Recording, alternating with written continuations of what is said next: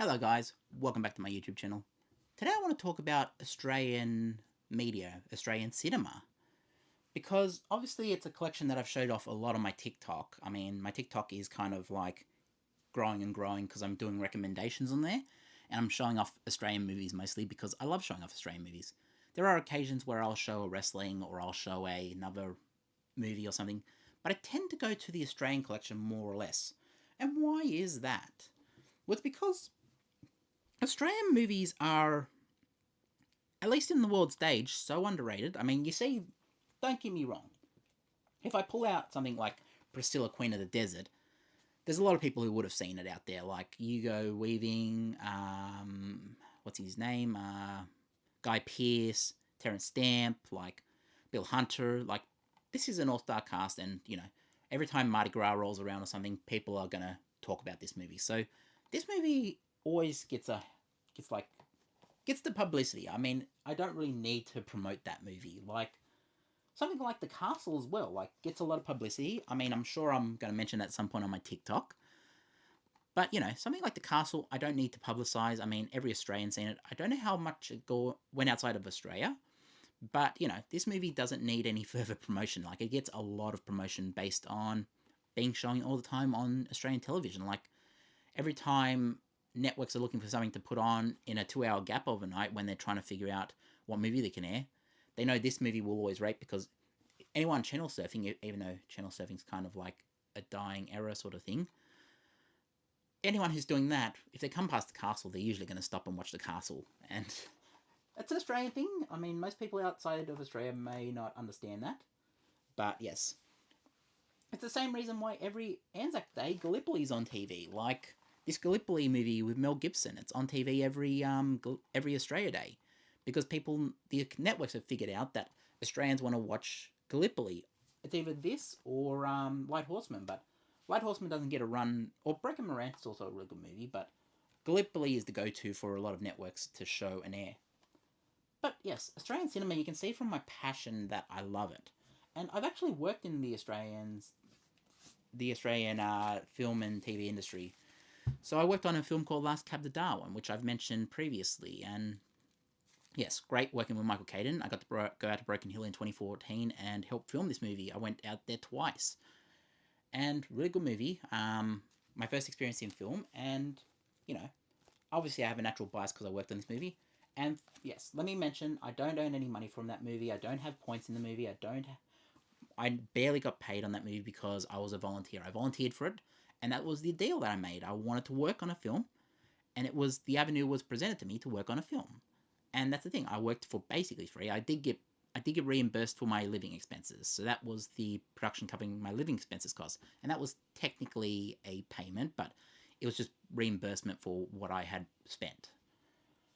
So I love Australian cinema. I've also worked on another one called Unindan with Brett Lee trying to be in a Bollywood movie. Brett Lee is a cricketer, so it had Tanisha Chatterjee in it too, and a couple of others. Great. It was an alright movie. I mean, look, it wasn't going to blow up in terms of viewers in Australia and do the same as The Last Cab did, but it was good for what it was. It was the first Bollywood, like Australian-made Indian finance company, or I forget the company who made it. I need to ask Anu Sharma about it, but yes, it was the first of that deal, and Under Indian was great. I don't have it on Blu-ray because it never got a Blu-ray release. I tried to, I tried to beg Lisa, my friend Lisa, who produced the movie. I tried to beg her like, please give it a Blu-ray release, and yeah, yeah, it didn't get a Blu-ray release. But yes, I love Australian cinema. And you can see over here, I'm always expanding it. I've always got these on a bit of lean, but I can stand them up if I put more in. Like, I just got them on a bit of lean now so they don't all fall over.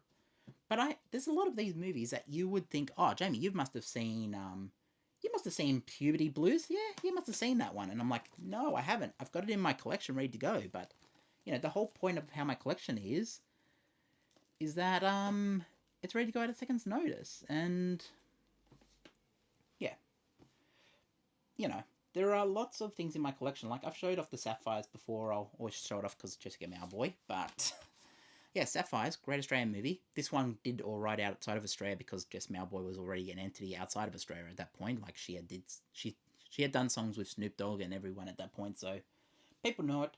Right next to it, though, I've never seen this Australian movie. I've seen parts of it, like I've seen scenes from it, but Snowtown, like really good Australian movie from what I've seen from the clips. I haven't seen the full movie, but I've seen clips from it, and this is based on the true story of. Okay, so there were. I don't know how to do this in a way that's PG for YouTube, but if you want to know the true life story of this, it was a story called Bodies in the Barrels, and yeah, you can do your own research on that one. But yes, that was based on a true life story. As was something like, well, look, Wolf Creek is not based on a true life story. This was not based on a true life story. But some of the tactics that were used in this movie of like the depictions, Wolf Creek felt very similar to what Ivan Milat, a convicted murderer, was accused of doing to his victims. But this is what I mean. I love Australian cinema.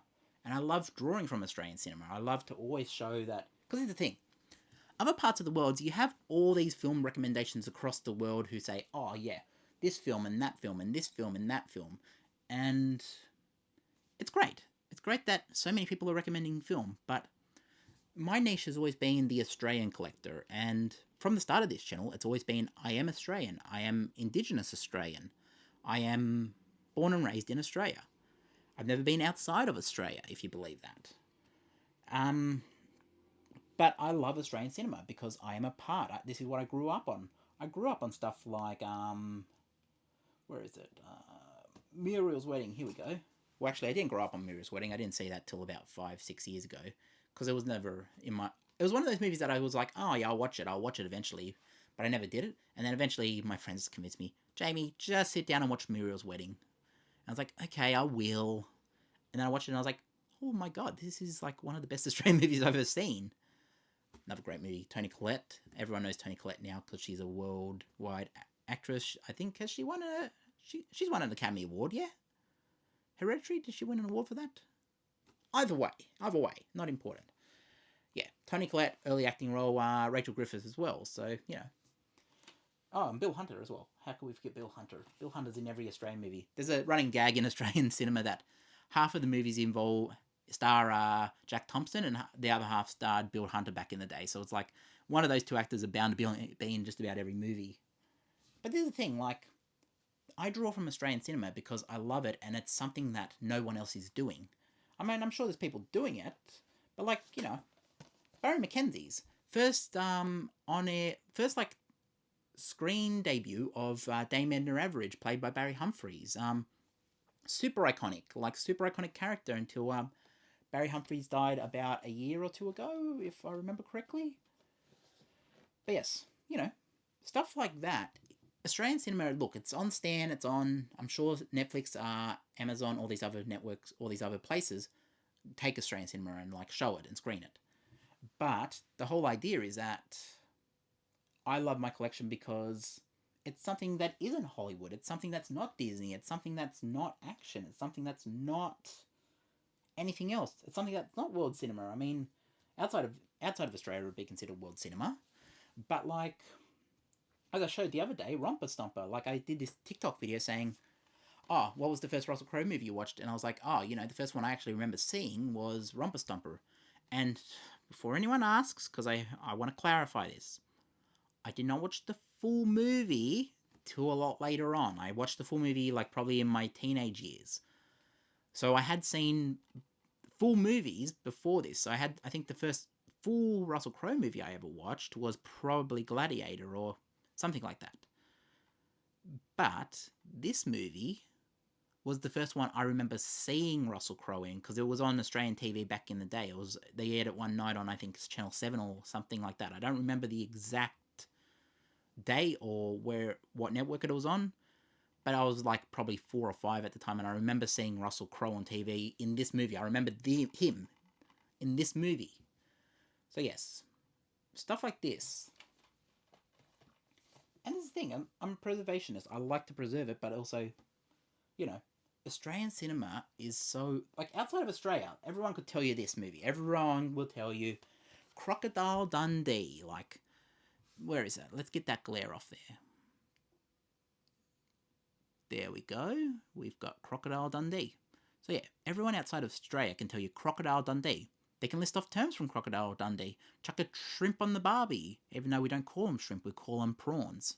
It's like, for Australian culture, everyone outside of Australia everyone in the world can say, oh yeah, Crocodile Dundee. He actually worked on the Harbour Bridge, painting the Harbour Bridge at one point. Like, he used to redo the paint on there, for Hogan. But this is what I mean. Everyone can tell you Crocodile Dundee. Everyone can tell you the crocodile hunter Steve Irwin. There are certain people outside of Australia who are massive Australians, like, who can tell you this, like, Hugh Jackman. People can show you a Hugh Jackman movie and be like, yeah, Australian, like, here's some of his movies. But have you seen stuff like, where is another great Australian movie? Picnic at Hanging Rocks, there we go. Another great one. I believe it's Jackie Weaver's first movie as well. So, Peter Weir, legendary Peter Weir film, Picnic at Hanging Rock. Great movie. This is out in 4K. It's had a 4K restoration. Obviously, I haven't watched the 4K yet, but it's in my collection. And this is what I mean. Like, there are great Australian movies. Mad Max, my God. Mad Max, everyone can tell you Mad Max, though, because the world loves Mad Max. But, like, yeah, they can tell you Mad Max, but, like, can they tell you about, Wake in Fright? Can they tell you about Wake in Fright, which is another great Australian movie? Like, very dystopian, very, I don't want to spoil this movie, because if you haven't seen this movie, you need to watch this movie. Like, if you like, this is a recommendation. If you like Mad Max, Wake in Fright is very good. It's like, it's not the same, like, Wasteland sort of thing, but like the first Mad Max. If you like the first Mad Max, this one might be for you, Wake in Fright. But this is what I mean. I like going into my Australian collection because it's something that not everyone in the world has access to. That I'm sure Jeff from Films at Home talks about, like, 4K restorations of, like, Mad Max and all that. I'm sure he will do that sort of aspect. But in terms of the catalogue of Australian movies, I absolutely love this. I love the experience of coming in here and looking at a physical representation of Australian film. I love to be able to come in here and look at it. I mean, this is the thing. I'm going to bring the mic around here and keep turning this way and looking at this. But, I love the physical sensation of coming into this room and saying, hey, there's Chopper, which I'm sure the world has now heard of Chopper. I mean, look, Eric Bana is a massive star, but in my opinion, this is the best Eric Bana movie. I mean, The Castle is up there as well. The Castle has Eric Bana. And who was the other guy? They also had, Changing Blacksmith is also a great Australian movie as well. Where's Castle? Castle's right there next to it. Had Eric Bana and what was the other guy's name? What was the other guy's name? Does anyone remember the other guy's name? I'm trying to see these little tiny, Stephen Curry. How did I forget Stephen Curry? Not Steph Curry, the basketball player, but Stephen Curry. He's also in that as well. But I don't think he went big outside of Australia. Michael Caden's obviously in it. But yeah, Eric Bana is really good in this movie. He plays Mark Chopper Reed, who's was a real life person, and Mark Brandon Chopper Reed. This is based on some of the stories that he ever told, because he was a very colourful character, convicted character too. But this movie really good. But yes, you've heard me talk about Australian cinema for 13 and a half minutes now. Why do I love it? It's because it feels like a part of me. It feels like it's stuff we grew up on. It's stuff that, other people in the world will say, oh, I was young, and, like, if you're... I mean, Americans will have Hollywood, obviously. But, like, UK film industry might say, oh, we've got this, what's it called? Get Carter with Michael Caine, or, like, there's different parts of the world, or, films in different part of the world, this is what they grow up with. And for Australia, this is what we grow up with, and what we know, and this is part of our film industry. Strictly Ballroom is a legendary movie, like, what's his name? Baz Luhrmann, early Baz Luhrmann. I mean, if you love the Elvis movie, this is probably on the world stage now because of the Elvis movie, but, like, really good Baz Luhrmann movie. And it was filmed at King's Cross in Sydney, which the cross is infamous. But, yes, I can talk about Australian film all day. I love it. And, as I said, I haven't seen everything in this collection. Like, there are things in here that I've seen scenes from, I have seen the covers of. Like I mentioned in a previous video, I have not seen Death in Brunswick. Sam Neill, have not seen that movie. it's in my collection, ready to go at a second's notice when I do have the spark to watch it. And people might say, "Oh, but you got it. Why would you buy it and not watch it?" Well, because I'm a collector and I want it in my collection ready to go when I am ready to watch it. And yes, that's Australian cinema. That's a bit of my collection. You can see if you turn it into 4K, I'll try to move that card away so you can actually see it. That one behind the card hidden there is Attack Force Z. Don't know what that is, or Z or Z, whatever we want to call it. And then we've got Australia, Beneath Hill 60, which is a decent movie. Blinder, never seen that one. I think that's about AFL. I'm not a big AFL fan. There's two codes in Australia. There's NRL and AFL. I mean, obviously America's probably heard a bit about NRL now because the two opening games of this season were played in America in the same stadium they had the Super Bowl in, which, yeah. But you can see, if you go 4K, you can just have a look at my collection. This is my Australian collection. It goes all the way down to Shine over here. So if you turn it into 4K, there you can have a look at my collection and see what I got in my Australian collection. But anyways, guys, I've talked for 16 and a half minutes, so we're going to end it there. Peace out. Like, subscribe, share the video, notify, comment, I don't know. Bake some food. I don't know. Hey, you might be hungry, you might be watching this you might be watching this at dinner time, I don't know. But whatever, I like having fun with the sign-offs. Everyone in YouTube gets so worked up on the sign-off, like, if you like the video, like, subscribe and do this and do that and do this.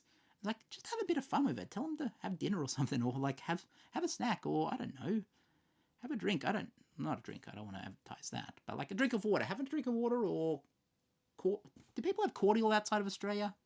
I know Americans have this thing called Kool-Aid, which is very similar to cordial.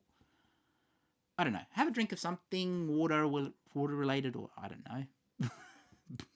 I'm ending it there because I'm gonna get the algorithm's not gonna like this video. Peace out. I'll catch you in the next one. Thanks.